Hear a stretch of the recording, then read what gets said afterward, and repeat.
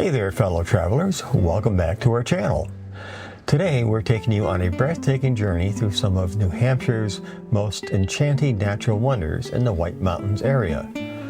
Join us as we explore the stunning Flume Gorge, the magical Diana's Bass, and of course Mount Washington. If you're a nature lover and an adventurer, you're in for a treat.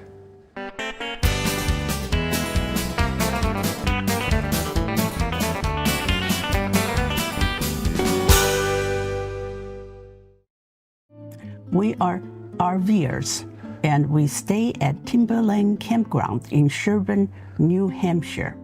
This is a nice campground with plenty of amenities. It was a great place to use as a staging area for our various adventures around New Hampshire. Our first adventure begins at the mesmerizing Flume Gorge. This natural wonder is a must-see for anyone visiting New Hampshire. The Flume is a natural gorge at the base of Mount Liberty in Franconia Notch State Park. It is located at 852 Daniel Webster Highway, also known as Route 3.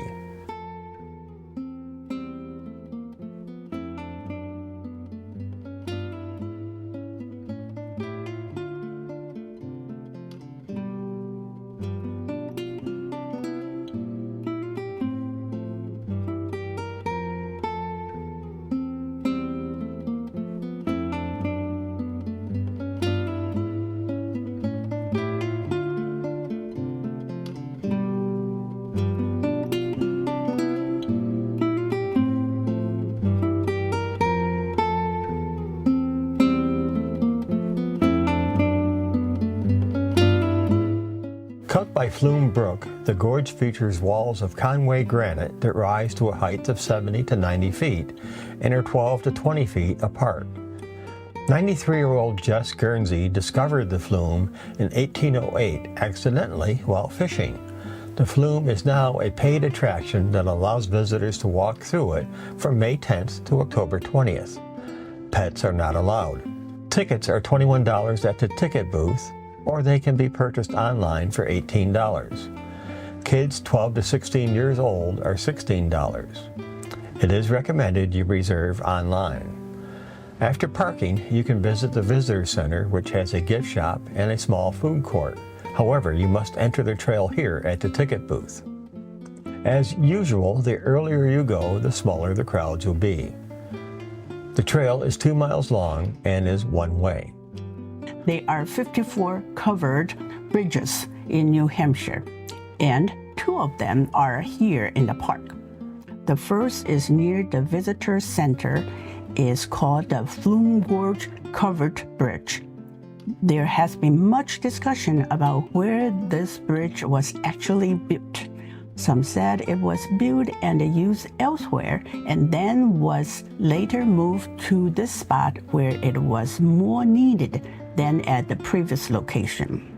However, many believe it was built for its present location in 1871 when Lincoln Turnpike Company obtained the right to build the road from Main Highway, now known as US Route 3, to a point near the root of the Flume. This bridge is suspended over the Flume Brook after it exits the gorge. We will talk about the other covered bridge a bit later. But right now, let's see what might be the best waterfall on the hike: Avalanche Falls. The sound of the cascading water is both soothing and invigorating. It's truly a sight to behold.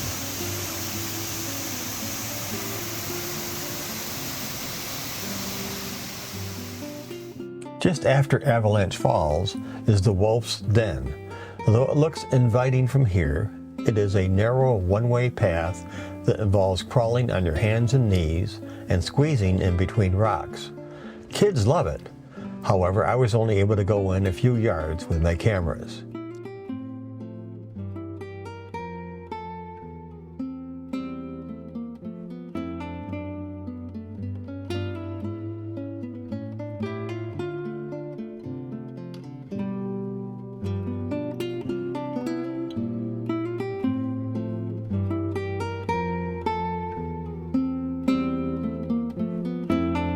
From here, we hike through the woods to the second covered bridge. It overlooks the area of the river known as the pool. This is the Sentinel Pine Covered Bridge. It is so named because there was once a tall pine tree that stood near the area of the river known as the pool. It stood there as if it was a sentry on guard. It was over 90 feet tall and 5 feet in diameter. It was estimated to be 100 years old when it was blown over in 1938 during a hurricane. Workmen took a 60-foot piece of the tree and placed it 40 feet above the water and just north of the pool. Taking other trees that were blown down, they made a footbridge over the section of the pine to protect it and preserve it.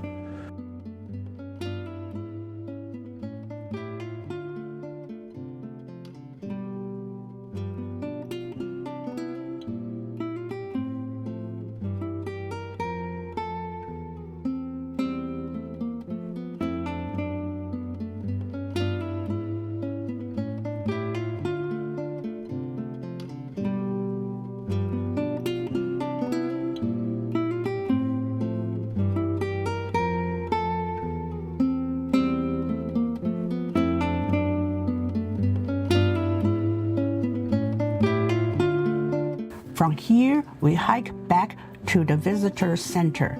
Along the way, we discovered several huge boulders known as glacier boulders. At the time of last ice sheet, about 25,000 years ago, these giant boulders were carried down the Great Glacier and left here as ice sheet melt. And now on to our next destination, Diana's Best. Tucked away in the heart of the White Mountains, this place is like stepping into a fairy tale. The parking lot is located at 3793 West Side Road in North Conway. This is a very popular spot, especially in warm weather. Wear your bathing suit and water shoes to fully enjoy this spa-like atmosphere. Just take a look at this. Diana's Bath is a collection of natural pools and cascading waterfalls formed by the Rocky Branch River. It is a perfect oasis for cooling off on a hot day. We've met several fellow travelers here who would splashing around and enjoying the crystal clear water. It's such a welcoming atmosphere that brings people together. We spent several hours here watching people enjoy the cooling waterfalls and pools.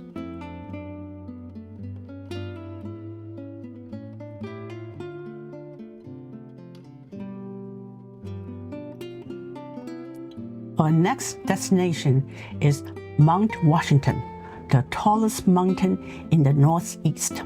Its elevation is 6,288 feet above sea level.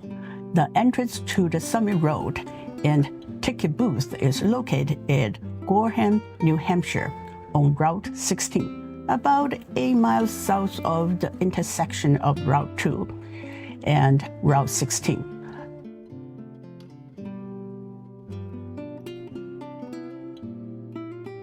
The cost per car when we went was a rather expensive $65.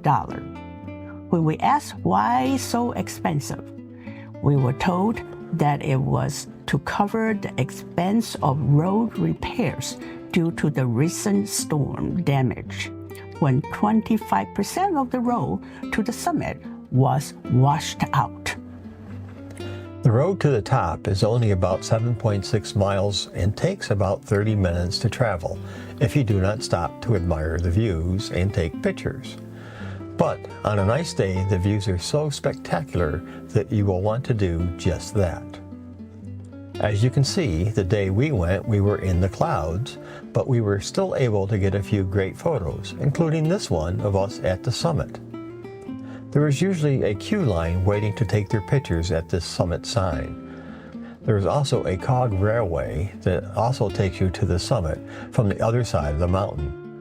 Tickets for this run from $51 to $86 per person, depending on the day and whether you are an adult or a child.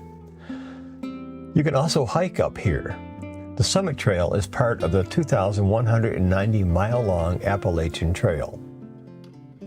There is a parking lot just below the summit, and there is a gift shop, restaurant, and museum on the summit. Take a look at this photograph. Notice the chains. Now take a look at this sign in this photograph. 231 miles per hour winds. This is why they had to chain down the building, to keep it from being blown off its foundation again. Many winter clothing manufacturers use the top of this mountain to evaluate the effectiveness of their products in harsh winter conditions. The coldest ever recorded temperature on the top of Mount Washington was 50 degrees below zero Fahrenheit, and the lowest wind chill was a staggering 108.4 degrees below zero. The clouds lifted a bit as we made our way back down, and we were able to capture a few more images. The ski resort you see off in the distance is Wildcat Mountain. Now, before we wrap up this incredible adventure, let's talk about some tips to make the most of your visit. But before we do, we want you to know that we took 3 days to visit these 3 locations. You could do any 2 of them in 1 day, but we were not in a hurry, and we took our time in each location to fully experience it. Here are our tips. 1. Plan your route.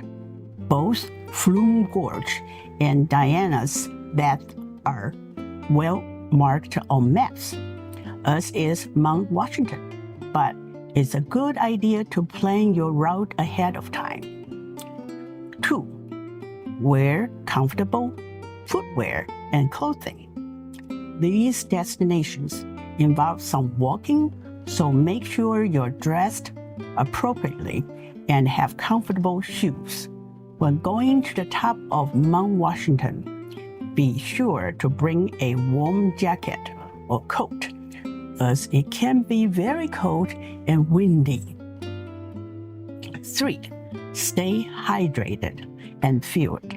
Bring along water and snacks to keep your energy up throughout the day. 4. Capture memories. Don't forget your camera or smartphone. You will want to capture the stunning landscape. 5. Respect the environment. Remember, these are fragile natural areas. So let's all do our part to preserve their beauty for generations to come. And there you have it. Our unforgettable journey through the Flume Gorge, Diana's Baths, and Mount Washington in New Hampshire. If you're ever in the area, make sure to add these 3 destinations to your bucket list. Oh, one more thing. On our way through Vermont to our camp location in New Hampshire, we ran into a little bit of problem. A tree fell across the road and completely blocked our passage. We were the first in line and couldn't turn around due to both the narrow road and the fact that we were towing a car. We carried a bow saw in the motorhome, so Bruce got busy cutting branches off the falling tree one at a time. After a while, a neighbor came up to the group of young men on the other side of the tree and told them that she had a chainsaw if they want to use it. Eventually, between Bruce and the young man, most of the falling tree was removed from the road. After about half hour of this, highway department came and finished the job, and everybody was on their way, an adventure of a different sort. Thanks for joining us on this adventure, and don't forget to like, subscribe, and hit that bell notification so you never miss our travel videos. And if you like, you can buy us a coffee. See you next time. See you Bye. next time. Bye. Thank you.